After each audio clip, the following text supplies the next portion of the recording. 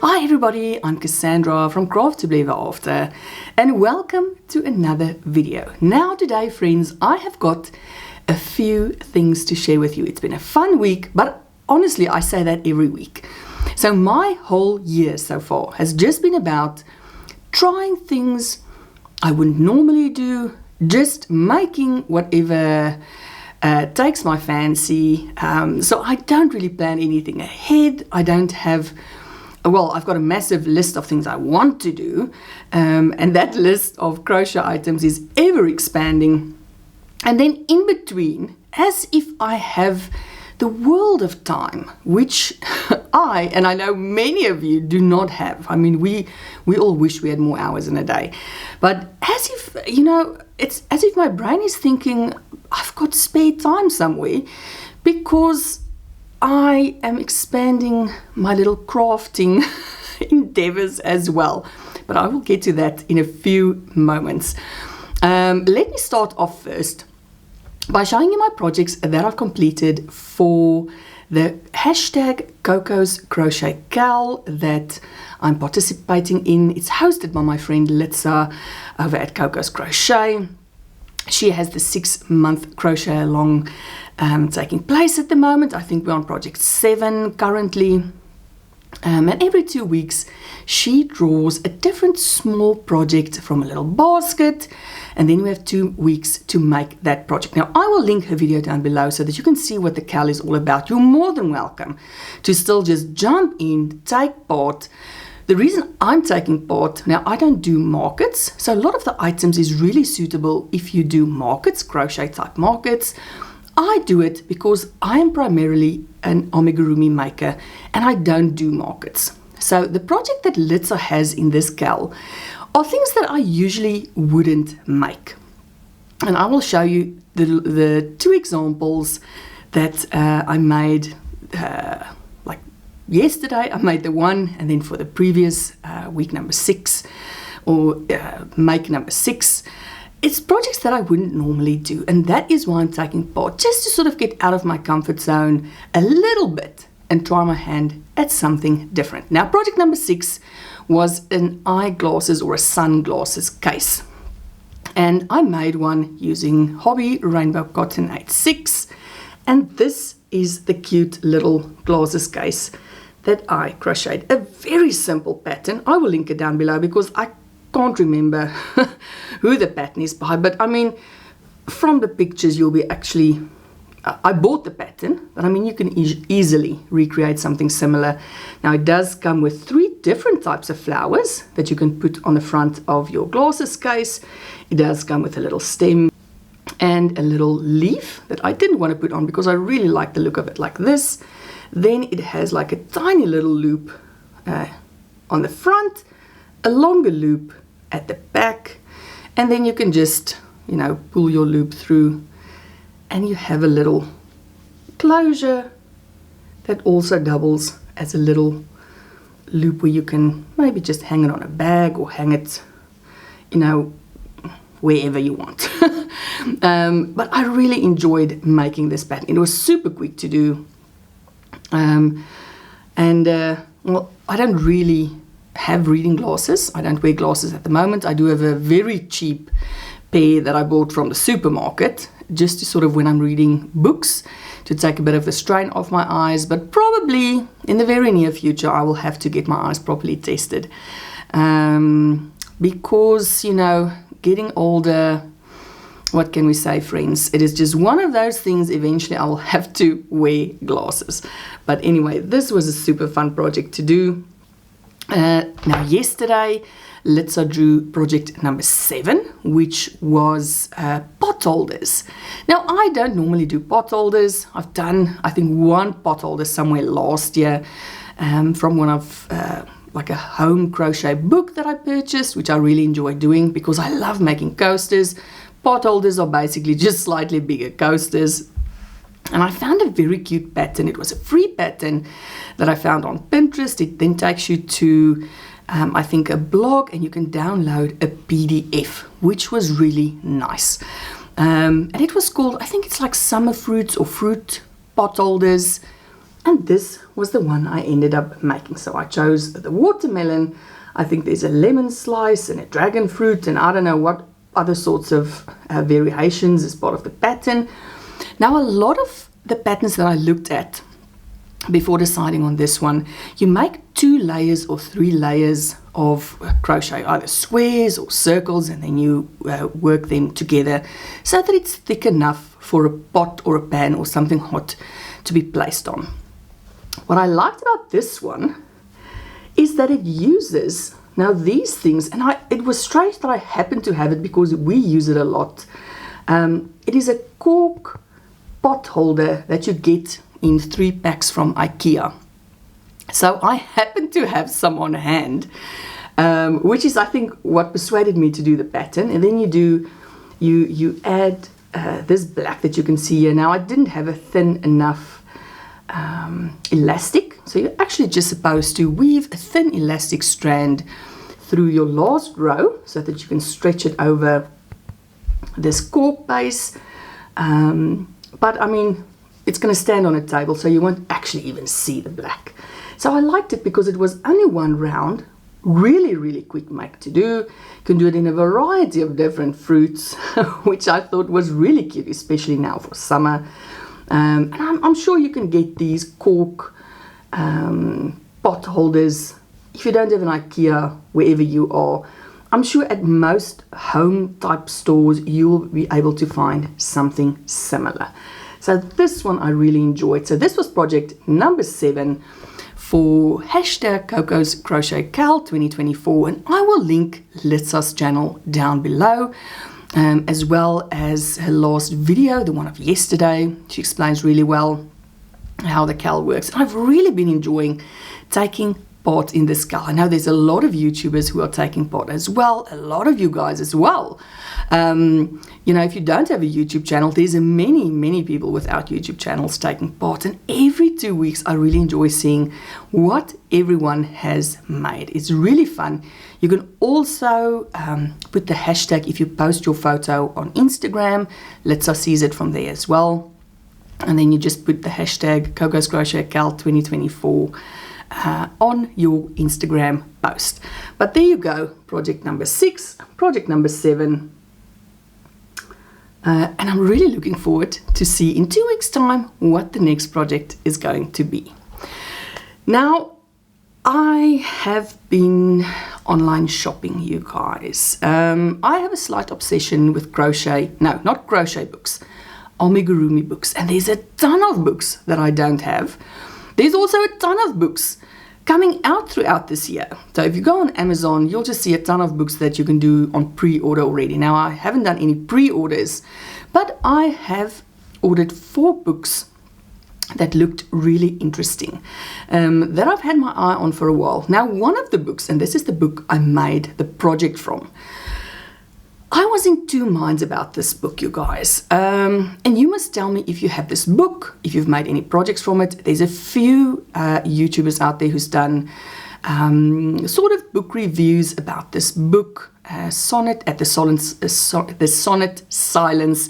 She did a lovely book review from the book that I'm going to show you now, and it is called Amigurumi Adventures. So there you go. It's by Clare Cooper. And you will recognize these dolls straight away.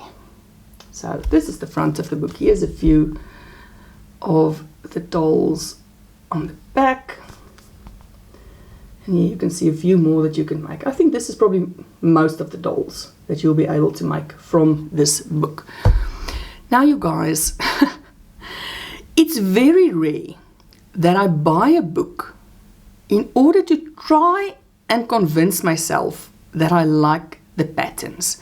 Now, I knew I was going to buy this book because I've had it in my wish list and then actually in my basket on Amazon for a while. I knew I was going to get it, regardless of my feelings about how the toys turned out. Now, my main problem with the patterns is that you do them, you get a sort of flat, you do a flatter, bigger head, but then you've got this weird circle in the front. And this was the thing that's been bothering me about seeing these patterns on other channels, on Instagram.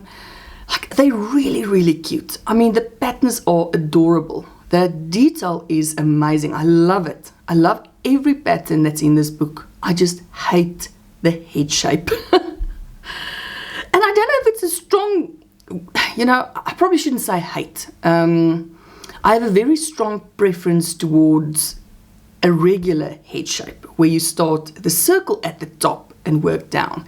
It's easier to place facial features. You don't have that all odd bullseye look on the front middle of your doll's head. So this was the reason that I ended up buying it. I wanted to see if I made the doll, if my feeling about this bullseye head would change, because I love every single doll that I have a pattern for in this book. Now, I will show you. The pattern that I ended up making was this cute little Myrtle the bee. There you go. Now, as you can see, that circle is really, really dominant, and I just cannot look past it. So anyway, this was the pattern I decided on doing. And let me show you how this cute little bee turned out. So here we have Myrtle the bee. But you guys, now if someone handed me the doll, and said, oh, here's a little doll for you. Like, if I didn't know that circle was there, I would love it. I would love it unconditionally. But I cannot move past that bullseye. This is all I keep seeing, and it is so unfair towards these cute patterns. So I don't know if I want to try and do the pattern and put a regular head on it. Now, I recently watched Caroline's video. She did a really cute doll from this book as well, and she was mentioning how her doll had a little bit of a bobble head. Now, I really work this head on tightly. Like, if you follow the directions that she has for working the head, and I don't have any, what do you call it? I don't have any like dowel or anything in the neck, because obviously the head is closed and you work it onto an open body. But if you follow the directions, I mean, I don't have any, I mean, you really have to shake it to get it to move, but it's not, I don't have a bobblehead. So, I mean, the directions is really, really well written. The patterns are gorgeous, easy to follow, and super cute. Now, my husband, when I showed him the doll, he didn't actually mind that round circle in the front. He just said her cheeks looks like she's growing a beard. Which now, of course, I cannot unsee. So now I've got a little bee with a bullseye on her head and a beard on her face. Oh, the poor thing. I mean, honestly, she had no chance, this poor thing. I mean, the decision was made before I even picked up my hook to make it. And it's so unfair, you guys. I'm so frustrated with myself. Because the patterns, as I say, they are beautifully written. The description of how you do everything, there's a lot of directions. I'll just show you one page. I mean, she has loads of pictures explaining different parts, how you attach things, where you look, what you do. I mean, it is just the most, I mean, look at this page. I hope you can see it, sorry. I mean, the directions are absolutely amazing. So the book is so well written. I love the photos. I love the description. I love the variety of dolls. Now, if you look right at the end, she has these super cute world dolls. And I really want to make some of them. But I am going to make them with a different head. Now, I don't know if that would work, because that basically means redesigning the top part, you know, of the doll. Like, the hair wouldn't fit. The accessories, like this hat, wouldn't fit if you redesigned the head. So I don't know, is it worth it? But I mean, look at how cute these world dolls are. So I'm torn. I'm really torn with this book, and it only has to do with that round hole. It's not a hole, it's like this bullseye. I don't know how to see past that bullseye. So unless I make every toy to have a very long fringe or a piece of hair or something hanging over it. So the only pattern actually, or the patterns that I should have made was, and I considered doing this one because his little, the hat part covers that bullseye, but I thought that defies the point of why I bought this book. I wanted to see if this bullseye would be such a big distraction. Now it is a distraction for me, but it's probably not a distraction for anybody else because the dolls are so cute. I mean, they are super, super cute. They work up actually really fast. This one didn't, okay, there is a lot of sewing, but the face part is one piece, then you do the back, and then you crochet them together. Then you have this little hood piece that you do separately, and you attach it, which is not difficult to do. You've got these two little antennae, you've got the cheeks, the wings, the arms you actually crochet in. So, you know, the body part up to the neck, that's sort of all one piece.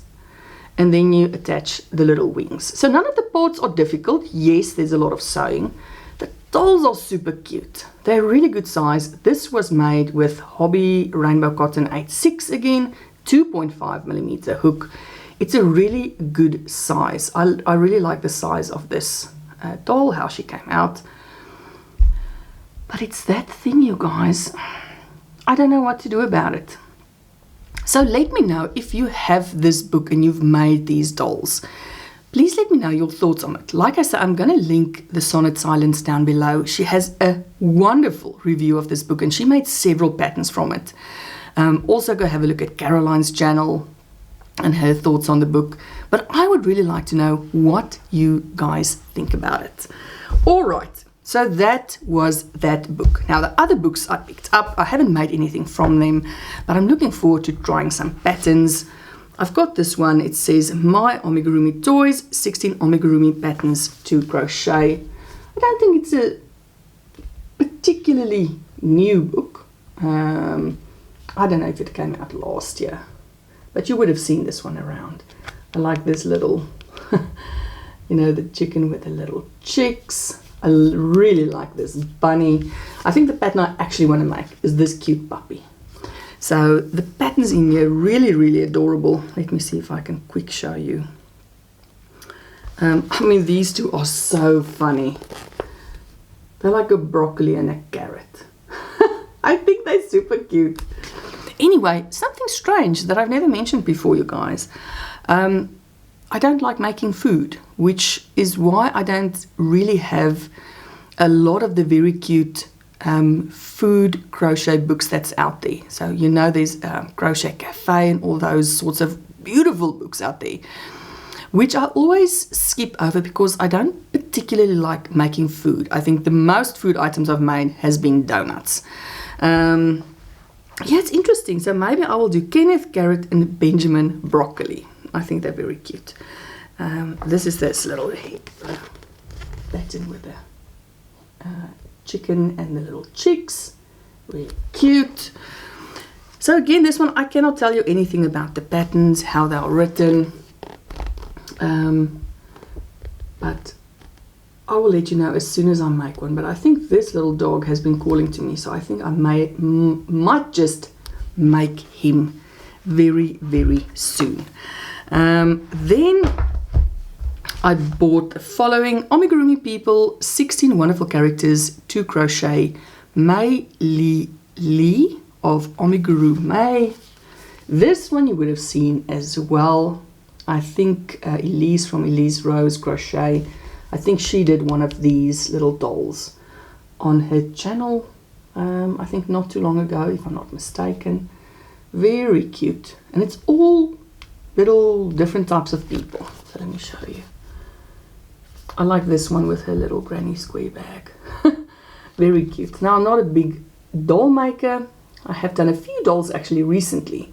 So I'm looking forward to this one. This has got, you know, they're also a bit smaller and they a big variety, and they don't look to be, although they're very detailed, so I'm sure there will be a load of sewing. I think they won't be too difficult to make. Now the last book I got, you guys, and I've just been talking about books with food, and I don't like crocheting food items. But this book I saw on Amazon, and I didn't realize it was a self-published book. So this one, I'm sure you would have seen this book around. It's not a new book. I think it's been around for a bit. And I do like making keychains every now and again. And I thought this one looked really cute for making keychains. I did look through the patterns, but then you guys, I'm such a book snob. I really prefer books that's published by publishing houses. You know, the quality is always a bit better. The editing on the books, on the patterns within the books are normally quite good. Whereas I was looking through this, so I was already, again, sort of had a preconceived idea about the book. Even though, I mean, people write, pattern writing is difficult, you guys. This is all I've got to say about this. I've written a few patterns. I've made mistakes in my patterns. But writing a pattern is really, really difficult. So I've got immense respect for anyone who writes a pattern. This is why I feel so bad that I'm this much of a book snob when it comes to buying books that's been published by a publishing house instead of being self-published. And I think then the thing that killed it for me for this book is she's got this very cute pattern. And I think it's a spelling mistake because, look at that, cacticorn. Cacticorn mermaid. You don't call it a cacticorn, do you? Is it a caticorn? I don't know. What do you call a cat that's a mermaid? But when I saw the word cacticorn, I will have to work myself up to make something from this book.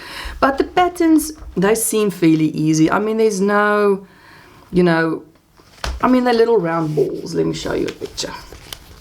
So obviously there's not any photos of assembling parts. They've just got a photo of the finished item. And this is for every, look, he is fairly cute. I do like him. He reminds me of Poirot. You know, my favorite detective from Agatha Christie, Hercule Poirot. So he reminds me of Poirot. But I don't know. Look at it. It is cute. But will it entice me enough to actually make something from it? I don't know, you guys. Time will tell. But this is the books that I've got. So my main thing was getting this one to try and convince myself of these patterns. And like I said, I'm in such two minds about it. So I'd love to hear you guys' thoughts. Now, quick, the last thing. I know I'm talking your ears off your head again. My videos are always super long. The last thing I got, you guys, and this is what I've been telling you. I don't know how I think that I possibly have enough time to start a new craft. But after like intense FOMO, I finally got a Cricut machine. So everyone and their friend has got a Cricut machine. I've never ever had one. I was always a bit scared to get one. Finally, recently, I bought a Cricut machine and I bought the mug press because I love making mugs. So back in South Africa, I used to have a lot of acrylic paint pens. I would do designs on mugs and you bake them in the oven, and then I would always give them for gifts. But it washes off after a while. Whereas the Cricut mug press, when you use that with the infusible ink, those mugs are dishwasher safe. And now some of you who's been on my Instagram, you would have seen my first mug. So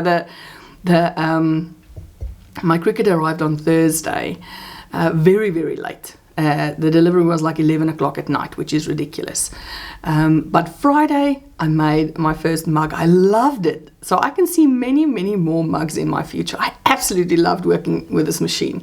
And this was the first one. So I made myself a little coffee or tea mug. So I decided to do something, you know, based on my channel name, which is Craftably Ever After. And then I put this little yarn ball heart crochet thingy at the back. But I just thought this was so cute. And unlike vinyl, it's like smooth, because you can use regular vinyl that you cut on your Cricut on mugs, but then you have to hand wash your items just to ensure that it stays on a bit longer. Where with this, it's completely smooth. So it's like this ink is fixed on there. So I really like this one. And then of course I had to try something on just with the regular iron-on vinyl, which is it was a disaster for me, you guys. And I have to attribute it to the fact that I do not actually iron in real life. I've got a wonderful family. My husband, he irons his own clothes, and if the kids need something, they give it to my husband and he irons it for them. So probably this was my big handicap going into putting vinyl on a little pouch, and I will show you what I made. But I was so excited, so I cut out the design. I did the design, I cut it out. Then I found that I didn't have actually anything to put it on. I wanted to iron it onto a little project bag or a zipper bag. I didn't have one. So then I had to go and make one, which meant pulling out my sewing machine, cutting fabric. Anyway, so I made a little, like very quick. It's really badly made. But I did a little line. But I mean, look at this cute little houses on the inside. So I did a little lined project bag, and I made a design and I ironed it on. It is a little wonky, like I couldn't get it on, you know, to fit on properly, but I thought this was really cute. So what I probably will do is, you can buy those blank little zipper bags on Amazon. I will try do that rather, or I must just take the time to do a proper little zipper bag. But like I say, this one I did in like half an hour because I was desperate to iron something on something. So this was my little design craft to believe after, and I like this little bear, so I think I might even make like little stickers or something, and if I send out happy mail or, you know, giveaways, I'll pop something in there that says craftably ever after. But this was so much fun. And you guys, this is the problem. Cricut is a lot of fun. And this is probably why I never got one. Because between the sewing and the cross stitch and the crochet, and now the Cricut and trying to learn to knit, there's just not enough hours in the day. Anyways, you guys, that's it. This is what I wanted to share with you. Remember to send your projects in for our mix and match collab. I'll pop the pattern, the winning pattern, on the screen again. If you want to do a variation of the cat, because I know I've heard people saying, oh, they want to do the cat in a different color because it reminds them of their own cat or a family friend's cat. You can change the color of the cat as long as we can recognize the design from the picture. So the picture, it's a white cat with blue overalls and a very cute little mushroom hat. Any variation of that would be fine, but let's keep it a cat at the very least. A cat with blue overalls and some sort of a mushroom hat, mushroom thingy on his head. All right, you guys, that's it for this week. As always, I just love chatting to you all. It's like I look forward to making the videos every single week. Let me know what you guys are up to. Please let me know if you've got this Amigurumi adventure book. I would love to hear your thoughts on it. All right, friends, this is it for this week. I'm gonna let you go. I hope you've had a wonderful weekend so far. I hope you're ready for the week ahead. And as always, you guys, until I see you in the next video, stay safe and stay crafty.